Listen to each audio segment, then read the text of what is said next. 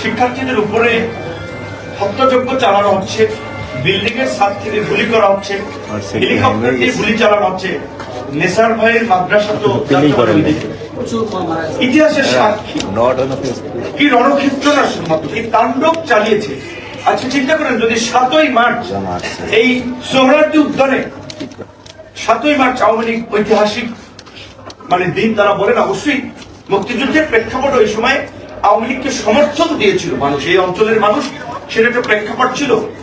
ওই সময় যদি পাকিস্তানিরা শেখ মুজিবের কন্যা শেখ হাসিনা যেভাবে দানবের মতো যাত্রাবাড়ি, মিরপুর, উত্তরা বিভিন্ন জায়গায় হেলিকপ্টার থেকে ছাদ থেকে গুলি চালিয়েছিল, সেদিন যদি পাকিস্তানিরা 7ই মার্চ সোহরাওয়ার্দী উদ্যানের মধ্যে একটা বোম মাইরে দিত, কি হয়েছে আন্দোলন সংগ্রামে?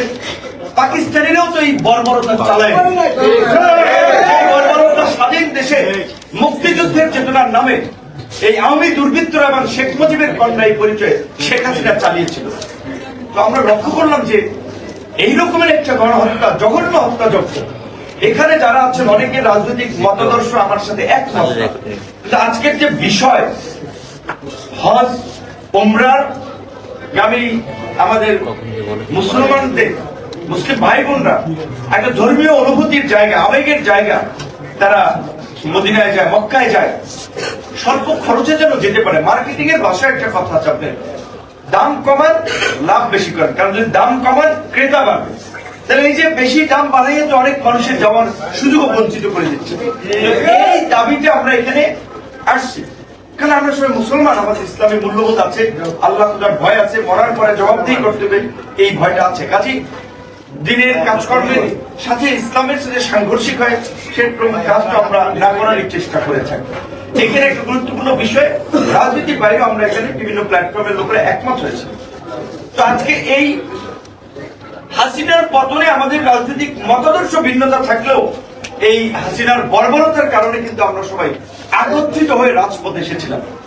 সেখানে এখন পর্যন্ত বছর পার হয় নাই, 6 মাস পার হয়েছে। এখন আমরা দেখতে পাচ্ছি যে আওয়ামী লীগের এই দুর্বৃত্তদের আস্ফলন, তারা লিফলেট বিতরণ করছে, হরতাল অবরোধ ঘোষণা করছে, রক্তের দাগ শুকায় নাই। আর আওয়ামী লীগ এই দেশে হরতাল অবরোধ করবে, দেশটাকে মগের মুলুক থেকে আমরা এতটা দুর্বল হয়ে গেছি। আমরা তো দুর্বল হয়ে গেছি, আমরা দুর্বল হই নাই। শুধুমাত্র দেশে শান্তি এবং স্থিতিশীলতার স্বার্থে আমরা যেটা বলেছি, আমরা রিফর্ম এন্ড রিকনসিলিয়েশনের মাধ্যমে রাষ্ট্র পুনর্গঠন, জাতি পুনর্গঠন করতে হবে। শুধুমাত্র দেশ সংস্কার না, জাতির সংস্কার করতে হবে। আমাদের নিজস্ব সাংস্কৃতিক, আমাদের সামাজিক মূল্যবোধকে জাগ্রত করতে হবে, যেটা আওয়ামী লীগ ধ্বংস করেছে। আলেম ওলামারা এই দেশে এখন শীতের মৌসুমে, এখন বিভিন্ন আলেম ওলামারা আপনারা ওয়াজ করতেছেন না, কেউ বাধা দিচ্ছে আপনাদেরকে? পুলিশের অনুমতির জন্য ঘোরা লাগতেছে। আর আগে একটা ওসি এসপি বা একটা এসআই পিছনে ঘোরা লাগতো সপ্তাহ পর সপ্তাহ অনুমতির জন্য। আমার জমিদারি ভাব করতো, মনে হয়েছে তারা কি একটা বিষয়ের জন্য আসছে, তার ব্যক্তিগত একটা বিষয়, একটা ধর্মীয় আলোচনা, কোরআনের আলোচনা, সেটার জন্য বাধা দিত। তারপর আবার আওয়ামী লীগের পাতি নেতা, সাথী নেতা, হ্যাঁ অতিথি করা লাগবে, বাইকে বাধা, এই সেই নানা ধরনের সমস্যা করতো। এখন কেউ করতেছে না। একদিকে ওয়াজ মাহফিল করছেন, আরেকদিকে আবার অন্যান্য ধর্মাবলম্বী মানুষ তাদের অনুষ্ঠান কার্যক্রম করছেন, আবার যারা সাংস্কৃতিক কর্মকাণ্ড তারা তার কর্মকাণ্ড করছেন। কেউ কাউকে বাধা দিচ্ছে না, কেউ কারো অধিকার ক্ষুণ্ণ করছে না। এইটাই হচ্ছে পরিবর্তিত নতুন বাংলাদেশ। সবার স্বাধীনতা রয়েছে, ব্যক্তি হিসেবে, নাগরিক হিসেবে, এই রাষ্ট্রের নাগরিক হিসেবে পার্বত্য চট্টগ্রামের ক্ষুদ্র নৃতাত্ত্বিক গোষ্ঠী সম্প্রদায়ের লোকেরাও তাদের অধিকার ভোগ করবে। এখানে একজন মুসলমান তার ভোগ করবে, হিন্দু তার অধিকার ভোগ করবে। এইটা আমরা নিশ্চিত করতে চাই। রাষ্ট্র হিসেবে যদি আমরা নাগরিকদের এই অধিকারটা নিশ্চিত করতে না পারি, তাহলে আমাদের মধ্যে বিভাজন তৈরি হবে, বিদেশি শক্তিগুলো আমাদের নিয়ে খেলবে, দেশে নানা ধরনের অস্থিরতা তৈরি করবে। আমরা সকলের অধিকারের প্রশ্নে শ্রদ্ধাশীল, একটা বিষয় আমাদেরকে রাজনৈতিক মত পথের বাইরে গিয়ে পরিষ্কার হতে হবে যে এই জঘন্য গণহত্যাকারী আওয়ামী লীগ এবং তার দোসরদের রাজনীতি এই দেশে চলবে না। রাজনৈতিক ভাবে নিষিদ্ধ করতে হবে।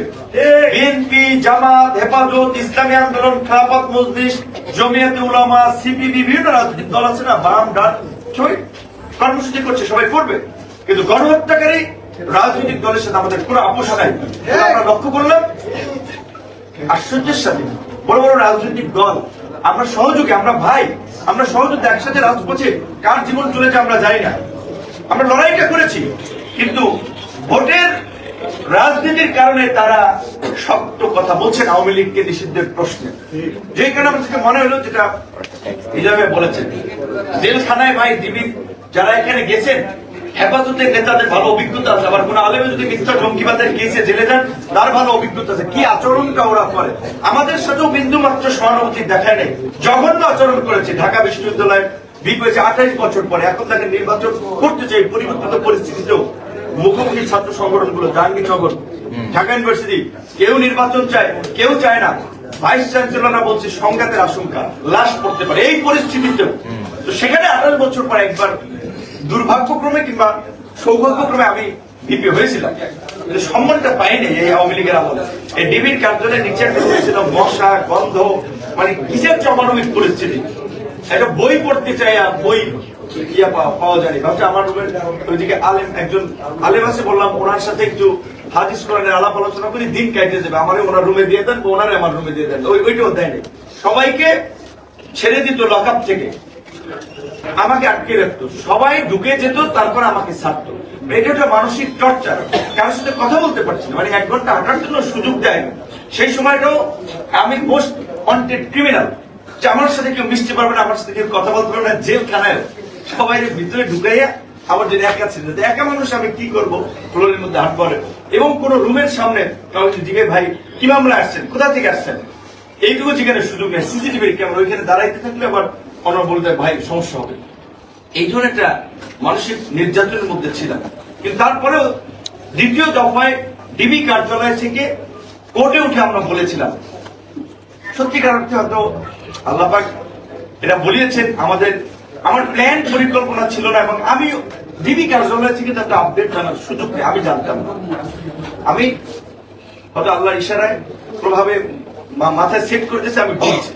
এবং সেটাতে অনেকে জেল থেকে বের হওয়ার পর বলছে ভাই আপনার কথাটা কাজ হয়েছে। আমরা বলছিলাম যে হ্যাঁ 90% শেষ, 10% ধাক্কা দিতে হবে, সবাই রাস্তায় থাকে।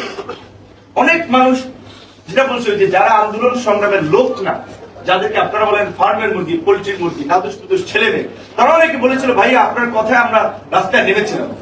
আল্লাহর রহমত, সবচেয়ে বড় কথা আমার কথা হোক বা না, যে নেতৃত্ব দিছে বানাতে সেইটা ম্যাটার না, এই ফ্যাসিবাদ থেকে আমরা মুক্তি পেয়েছি, এটা আল্লাহর রহমত, সবাই স্বস্তি। তো এই পরিস্থিতিটাকে ধরে রাখা আমাদের সকলের দায়িত্ব। কাজে আল্লাহর রাস্তে আওয়ামী লীগের প্রশ্নে কেউ কম্প্রোমাইজ করে না। সত্য কথা বলবো, জামাতের মতো দল শক্তভাবে বলছে না যে তারা আওয়ামী লীগের রাজনীতি নিষিদ্ধ চায়, বিএনপির মতো বড় দল বলছে না তারা আওয়ামী লীগের রাজনীতি নিষিদ্ধ, তারা আমাদের সহযোগী, আমরা কারোর বিরুদ্ধে বলছি না। বলছি এই আন্দোলনের গত 16 বছরের সবচেয়ে মজলুম দল বিএনপি এবং জামাত, তারা কিন্তু খুব জোরে সোরে বলছে না। বলছি সরকার সিদ্ধান্ত নেবে, অমুকে করবে, আমরা এই সরকার গঠন করেছি, আমরা সমর্থন দিয়েছি বিদায় এই সরকার হয়েছে। আমরা যদি না চাইতাম যে না আমরা এই সরকার মানি না, তাহলে তো টিকতে পারতো না। হাসিনাকে বলছে যে মানি না, তাই টিকতে পারেনি। সুতরাং আমাদের একটা রাজনৈতিক ঐক্যমত সমঝোতার সিদ্ধান্ত থাকবে না যে আমরা সবাই আওয়ামী লীগের রাজনীতি নিষিদ্ধ চাই, কোন দলে আওয়ামী লীগকে পুনর্বাসনের জায়গা দিবেন না। অবশ্যই সবাই গণহত্যা, এই লুটপাট, চাঁদাবাজি, দখলদারি, মানুষকে জুলুম করা, এইটার সাথে জড়িত ছিল না। আওয়ামী লীগের তৃণমূলের অনেক সাধারণ মানুষ রয়েছে, দল দুটো বড় দল আওয়ামী লীগ এবং বিএনপি, কেউ কেউ আওয়ামী লীগ করতো। সেই ধরনের সাধারণ আওয়ামী লীগের, নিরীহ নিরপরাধ আওয়ামী লীগের যারা, তাদের বিরুদ্ধে আমাদের কোনো অভিযোগ নেই। তারা রাজনীতি করবে, অন্য দল করুক, নতুন দল করুক, আমাদের কোনো আক্ষেপ নেই। কিন্তু এই নিকৃষ্ট দলের নামে, এবং এটা আওয়ামী লীগ না, আওয়ামী লীগ এদেশে ভারতীয় এক্সটেনশন, একটা ভারতীয় এজেন্ডা বাস্তবায়নকারী দল ভাই। এই আওয়ামী লীগকে কামব্যাক করানোর জন্য ভারত এবং তার বন্ধুরা প্রয়োজনে কয়েক হাজার কোটি টাকা ব্যয় করবে। একটা রাজনৈতিক দল শুধুমাত্র একবার ক্ষমতার কথা চিন্তা করে না, ভীষণ থাকে, লেগে থাকবে প্রয়োজন 10 বছর পরে যদি কামব্যাক করতে পারে, তখন এই যে আওয়ামী লীগ এইবার 16 বছর ক্ষমতায় থেকে যেভাবে আমাদেরকে ভারতের একটা পরক রাজ্যে পরিণত করেছিল, মোদী বিরোধী আন্দোলনে কতগুলো আলেম ওলামাকে গ্রেপ্তার করেছিল, কত ছাত্রদেরকে হত্যা করেছিল, শাপলা চত্বরে এই দেশে ইসলামী রাজনীতিকে ধ্বংস করার জন্য আলেম ওলামাদেরকে নতজানু করার জন্য এই শাপলা চত্বর কি বর্বরতা চালিয়েছিল, বিচার হয়েছে? কারণ হচ্ছে এগুলো সব ওই বাইরের প্রেসক্রিপশন হয়েছিল। তো আওয়ামী লীগ যদি কামব্যাক করতে পারে তাই হবে। তাই আমরা বলছি যে সস্তা পপুলারিটি দেখেন না যে আগামী নির্বাচনে ভোটটা আওয়ামী লীগের নিয়ে আমরা বিজেপি হই। দূরদর্শী চিন্তা করেন, রাজনীতি সবাই করেন যার যার দল থেকে। আপনারা ক্ষমতা আসেন, বিএনপি আসুক, জামাত আসুক, হেফাজত আসুক, ওই সিপিবি বামপন্থীরা আসুক, আপত্তি নাই, কিন্তু আওয়ামী লীগের প্রশ্ন অবস্থান পরিষ্কার হবে। তো আমরা আজকে সেটার জন্য তাদের নিষিদ্ধ গণহত্যার সাথে জড়িতদের বিচারের দাবিতে একটা সংবাদ সম্মেলন আমরা করেছিলাম। যাই হোক, আজকে এই কারণে লেখচিত এবং এটা আগামীকালকে সমস্ত জেলায় জেলায় প্রধান উপদেষ্টা বরাবর আমরা একটা স্মারকলিপি দিচ্ছি। সব কর্মসূচি সরকার যদি কার্যকর পদক্ষেপ না হয় তারপরে হাট কর্মসূচি। এই জন্য আপনাদের এই প্রোগ্রামটাতে আমাকে অনেক আগেই অতিথি করেছিল, আমার উচিত ছিল অন্য প্রোগ্রাম না রাখা। এই জন্য